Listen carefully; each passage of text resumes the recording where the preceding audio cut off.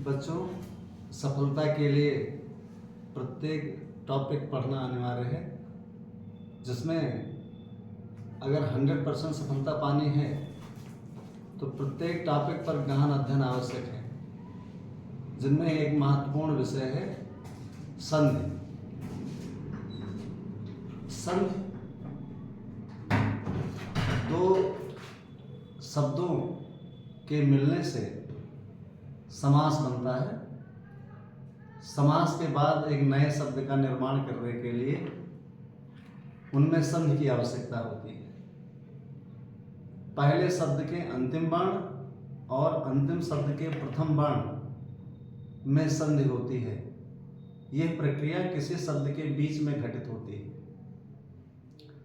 इसलिए संधि विच्छेद और संधि के नामकरण को पकड़ने के लिए संधि का ज्ञान होने की आवश्यकता है, जिसमें एक प्रमुख विषय है स्वर संधि।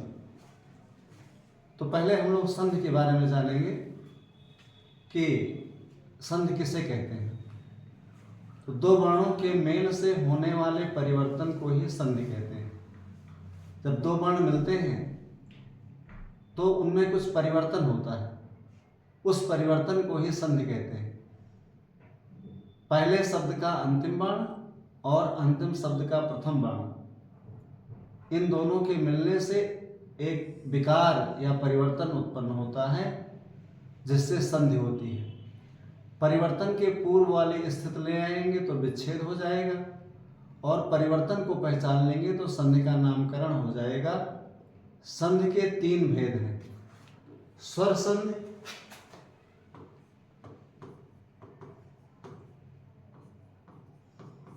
व्यंजन संधि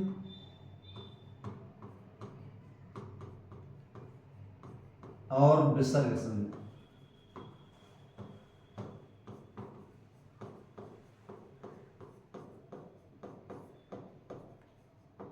स्वर संधि किसे कहते हैं? जहां पर स्वर का मेल स्वर से होता है, जहां पर स्वर का मेल स्वर से होता है उसे संधि कहते हैं। परिवर्तन से नहीं मतलब है, मेल होना चाहिए। पहले शब्द का अंतिम वर्ण भी स्वर होगा और अंतिम शब्द का प्रथम वर्ण भी स्वर होगा, तो उसे स्वर संधि कहेंगे। व्यंजन संधि में थोड़ी भिन्नता है कि जहां पर स्वर का मेल व्यंजन से या व्यंजन का मेल व्यंजन से होता है, उसे व्यंजन संधि कहते हैं। कहने का आशय यह है कि कम से कम एक व्यंजन हो और एक स्वर हो, और अधिक से अधिक दोनों व्यंजन हो। और विसर्ग संधि, जहां पर विसर्ग का मेल स्वर या व्यंजन से होता है, उसे विसर्ग संधि कहते हैं। अब स्वर संधि के 5 भेद हैं। स्वर संधि के 5 भेद हैं। इन भेदों के बारे में हम थोड़ा सा एक ट्रिक बता रहे हैं। उस ट्रिक के माध्यम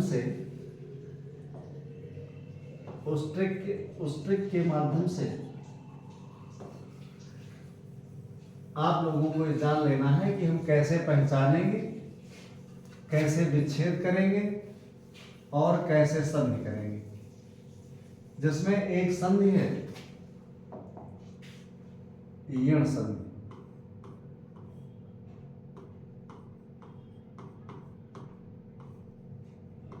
यण का आशय है या व रा, या व रा। इसमें ला भी आता है, लेकिन ला प्रायः हिंदी में नहीं आता है, वो संस्कृत में आता है। एक इसमें एक ट्रिक है कि या व रा के पूर्व अगर आधा वर्ण आता है तो वहां प्रायः यण संधि होती है। उदाहरणों के माध्यम से हम इनको देख लेते हैं। और या किसके स्थान पर होता है? ई के स्थान पर, वा किसके स्थान पर होता है, ऊ के स्थान पर, और रा री के स्थान पर होता है। इसका आशय यह है कि ई के स्थान पर या कर देंगे तो संधि हो जाएगी, और या के स्थान पर ई कर देंगे तो विच्छेद हो जाएगा। ऊ के स्थान पर वा कर देंगे तो संधि हो जाएगी, और वा के स्थान पे ऊ कर देंगे तो विच्छेद हो जाएगा। री के स्थान पे रा कर देंगे तो संधि हो जाएगी, और रा के स्थान पे री कर देंगे तो विच्छेद हो जाएगा। इसी क्रम में ला के स्थान पर री कर देंगे तो विच्छेद हो जाएगा, और ली के स्थान पर ला कर देंगे तो संधि हो जाएगी। पहचानना कैसे है कि या व रा के पूर्व आधा वर्ण पहचानना है। आधा वर्ण का आशय है केवल व्यंजन, जैसे अत्यधिक। या के पूर्व आधा वर्ण ता आया है, इसका मतलब यहां पर यण संधि है। विच्छेद करना हो तो या के स्थान पर ई कर दो, और ई ता में मिल जाएगा, या में बचेगा आ, तो इस तरह से इसका विच्छेद हो जाएगा अति धन अधिक।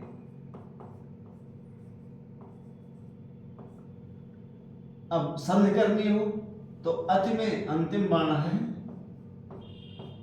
ई, और अधिक में प्रथम वर्ण है आ। यहां पर स्वर का मेल स्वर से हुआ है, और यण संधि में ये नियम है कि ई उ री के बाद अगर स्वर आता है तो ई उ री के स्थान पर क्रमशः या वा रा हो जाता है, तो ई के स्थान पर या हो जाएगा। अधिक मिला दो, अत्यधिक।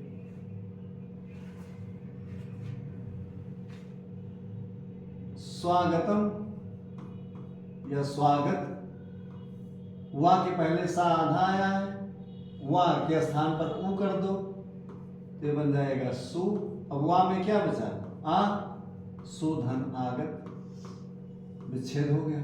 संधि करनी हो तो सा में ऊ है, और ऊ के बाद असमान स्वर आ आया है, यही इसका नियम है। ऊ के स्थान पर वा कर देंगे, और आगत इसी रूप में रहेगा, मिला देंगे, बन जाएगा स्वागत। इसी तरह से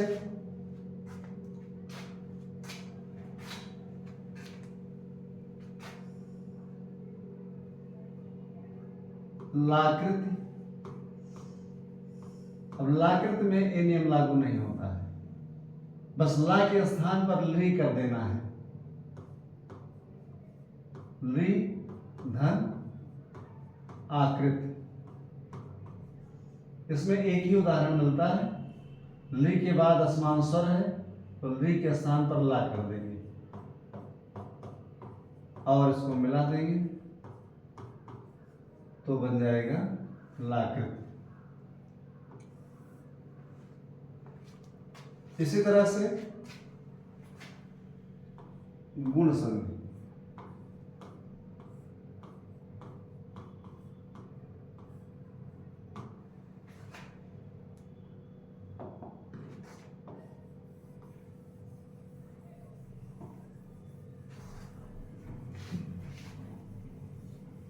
गुण संधि में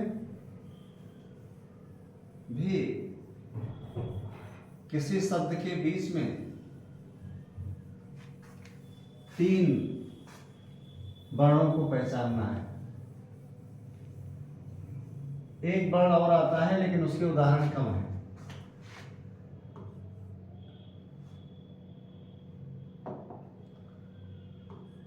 ए ओ अल, अल भी आता है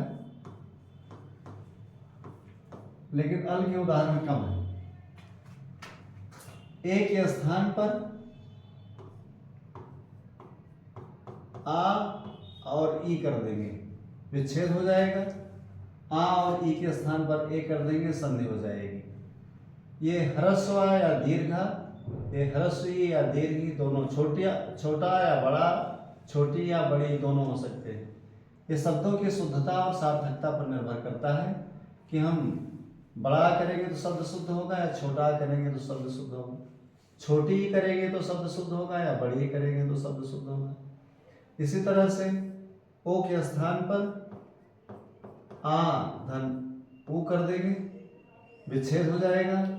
आ और ऊ के स्थान पर ओ कर देंगे, संधि हो जाएगी। इसमें भी वही बात है कि ह्रस्व या दीर्घ, ह्रस्व या दीर्घ दोनों हो सकता है, छोटा बड़ा या छोटा बड़ा वो दोनों हो सकता है।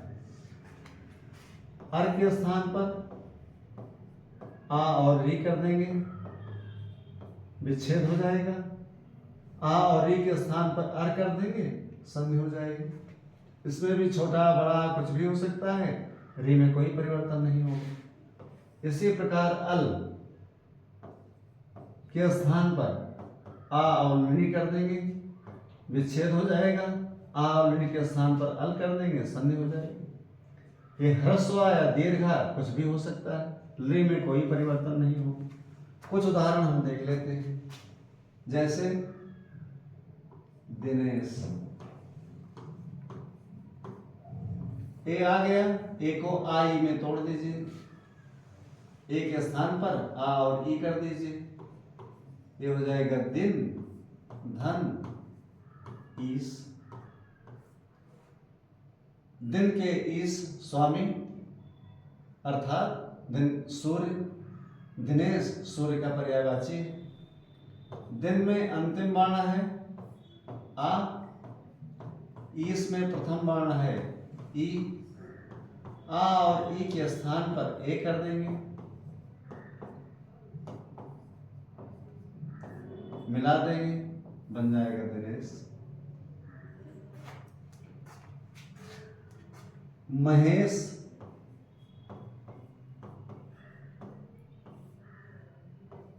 महा धन ईश,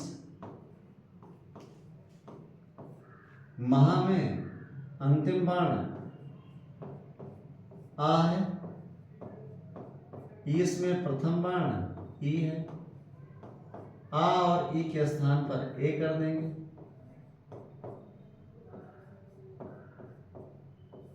बन जाएगा महेश।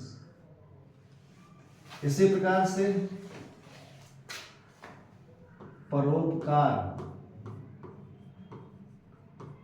ओ को आ और ऊ में तोड़ देंगे, ये बन जाएगा पर धन उपकार।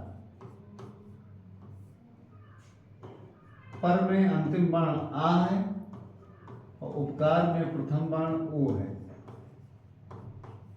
आ और ऊ के स्थान पर ओ हो जाएगा और इसको मिला देंगे, ये बन जाएगा परोपकार। इसी प्रकार महर्षि के बीच में अर आया है, अर को आर्य में अलग कर दीजिए, महाधन ऋषि। महा में अंतिम वर्ण आ है और ऋषि में प्रथम वर्ण री है। आ और री के स्थान पर अर हो जाएगा, इसको मिला दीजिए, बन जाएगा महर्षि। इसी प्रकार हम लोग अगला उदाहरण देखते हैं, तवलकार। एक ही उदाहरण है अल का,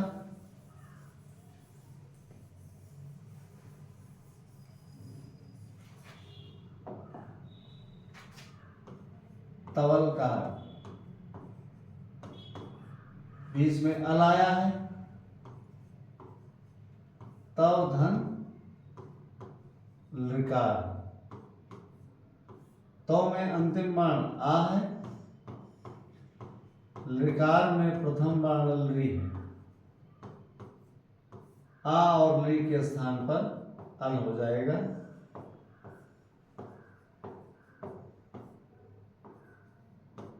मिला देंगे, बन जाएगा तवलकार। इस तरह से एक गुण संधि के उदाहरण थे। अब हम लोग देखते हैं वृद्धि संधि। वृद्धि संधि इसे गुण संधि का बड़ा रूप है। वृद्धि संधि को गुण संधि के अपवाद के रूप में जाना जाता है, लेकिन इसी प्रकार से इसमें भी मुख्य रूप से दो वर्ण हैं, वृद्धि संधि। वृद्धि संधि में दो वर्णों को पहचानना है, आए आओ। जिन शब्दों में बीच में आए आए या आओ आए, वहां पर वृद्धि संधि होती है। आए बनता है आ और ए से, आओ बनता है आ और ओ से। लेकिन विच्छेद करते समय ये ह्रस्व या दीर्घ, छोटा या बड़ा कुछ भी हो सकता है, ए कुछ भी हो सकता है। अब ये शब्दों की सार्थकता और शुद्धता पर निर्भर करेगा कि हमें छोटा करना है या बड़ा करना है, या ए करना है या आय करना है। आए आए तो पहचान लीजिए कि वृद्धि संधि है। विच्छेद करना हो, आ और ए में तोड़ दीजिए, विच्छेद हो जाएगा। आ और ए को मिला दीजिए, संधि हो जाएगी। इसी प्रकार से अ आने पर पहचान लीजिए कि वृद्धि संधि है। अ को आ और ओ में अलग कर दीजिए, यहाँ पर भी वही नियम है कि छोटा बड़ा या ओ और औ कुछ भी हो सकता है। ये शब्दों की सार्थकता और शुद्धता पर निर्भर करेगा। आ और ओ में अलग कर देंगे, विच्छेद हो जाएगा। आ और ओ को मिला देंगे, औ हो जाएगा, संधि हो जाएगी। इसके बहुत से उदाहरण देखे होंगे, लेकिन एक प्रसिद्ध उदाहरण है सदैव। आय आ गया, वृद्धि संधि है, विच्छेद हो जाएगा, सदा धन एव। सदा में अंतिम वर्ण है आ और एव में प्रथम वर्ण है ए। आ और ए के स्थान पर कर देंगे ऐ और इसको मिला देंगे, ये बन जाएगा सदैव।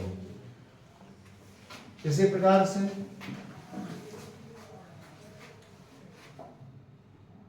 महोजस्वी,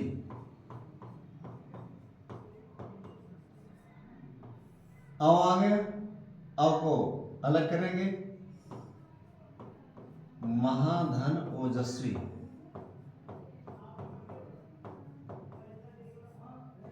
महा में अंतिम वर्ण आ है और ओजस्वी में प्रथम वर्ण ओ है। आ और ओ को मिला देंगे, हो जाएगा औ जस्वी और मा। इसको मिला देंगे, हो जाएगा महोजस्वी।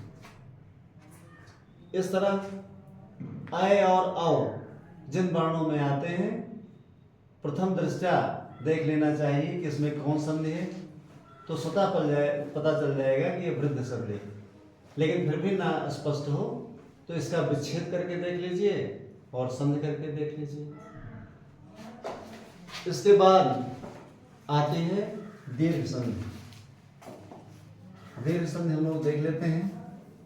दीर्घ संधि बहुत ही आसान है, इसको पहचानना बहुत आसान है, विच्छेद करना बहुत आसान है। इसको हम आसानी से पहचान सकते हैं, विच्छेद कर सकते हैं और संधि कर सकते हैं।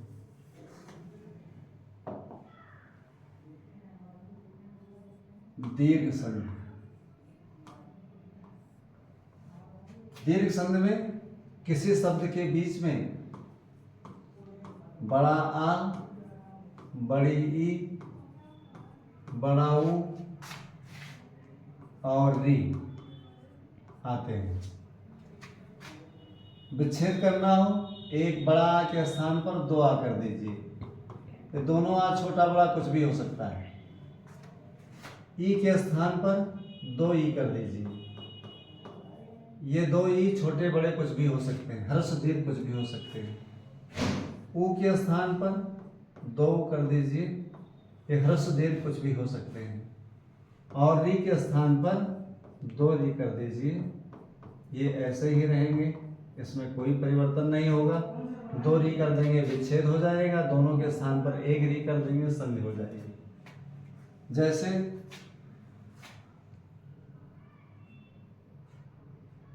विद्यालय या विद्यार्थी, इसका विच्छेद होगा विद्याधन अर्थी,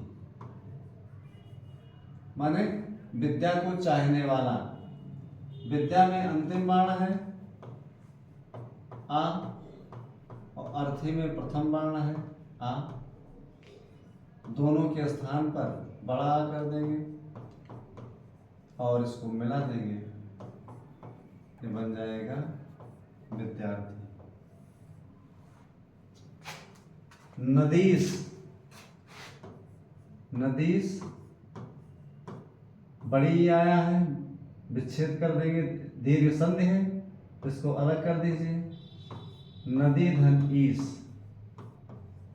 नदी का स्वामी समुद्र है, नदी समुद्र का पर्यायवाची है।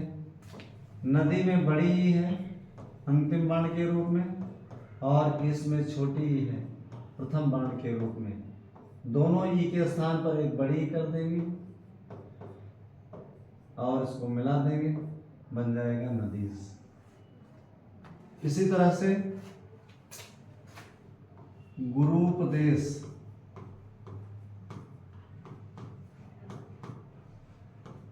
विच्छेद होगा 2 कर दीजिए, गुरु धन उपदेश।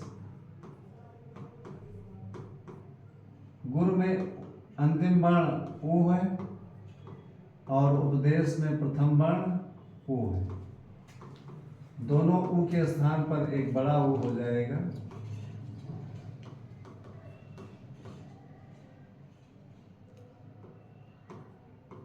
और इसको मिला दीजिए, बन जाएगा गुरु उपदेश। इसी प्रकार री के उदाहरण है मातृणम और पितृणम।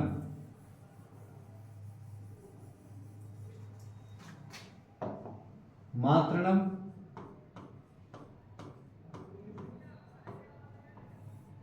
मातृधन ऋणम, 2 री कर दीजिए, मातृधन ऋणम।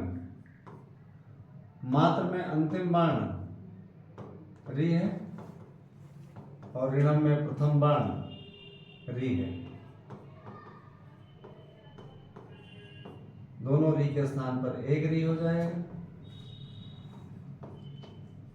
और इसको मिला देंगे, बन जाएगा मातृणम। ये चाहे मातृणम आवे या मातृण आवे, विच्छेद 1 होगा।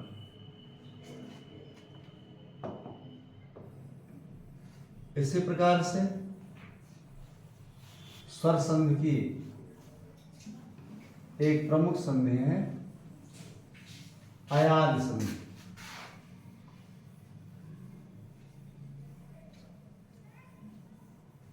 अयाद संधि में आय पहला शब्द है, अय आदि, इसलिए इसको अयादि कहते हैं।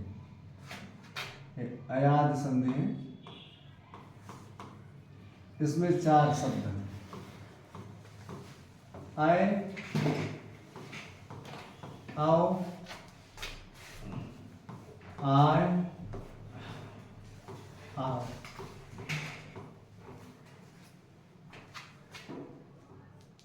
ए के बाद कोई स्वर हो तो ए के स्थान पर अय हो जाता है, कोई भी स्वर हो। आओ ओ के स्थान पर होता है, इसके बाद कोई भी स्वर हो तो ओ के स्थान पर अ हो जाता है।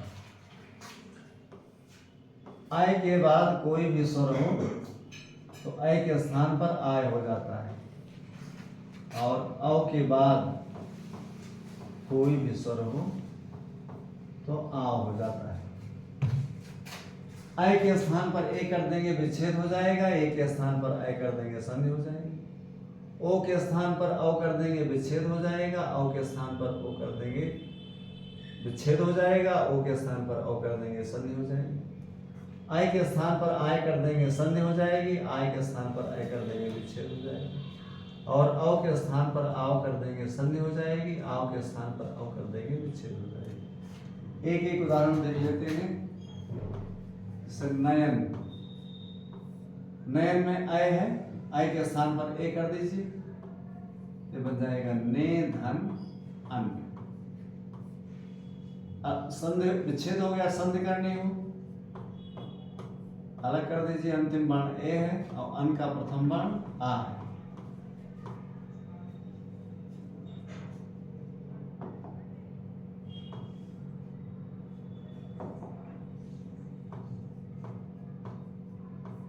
ए के स्थान पर ए के बाद स्वर आया, ए के स्थान पर आय हो जाएगा।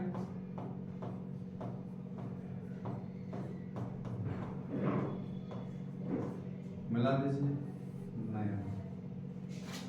इसी तरह से पवन, पा में आ है, औ आया है, औ के स्थान पर ओ कर देंगे तो बन जाएगा ओ धन अन। ओ में अंतिम बाण ओ है, उसके बाद स्वर आया है, ओ के स्थान पर औ कर देंगे, मिला देंगे, बन जाएगा पवन।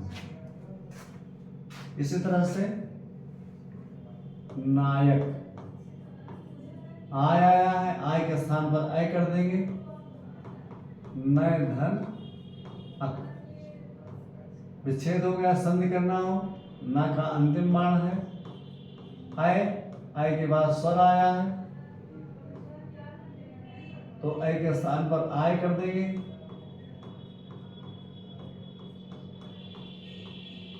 बन जाएगा नायक। इसी तरह से आव का उदाहरण है पावक। इसमें आव आया है, आव के स्थान पर औ कर देंगे, विच्छेद हो जाएगा पव धन अक। पव में औ है, उसके बाद स्वर आया है, औ के स्थान पर आव कर देंगे और इसको मिला देंगे, हो जाएगा पावक। इस तरह से बच्चों ये 5 संधियां प्रमुख रूप में हैं, जिनसे उदाहरण आते ही आते हैं। इन संधियों को पढ़ लेंगे तो 12th में लगभग सभी उदाहरण संधि के मिल जाएंगे और अच्छे अंक प्राप्त कर लेंगे।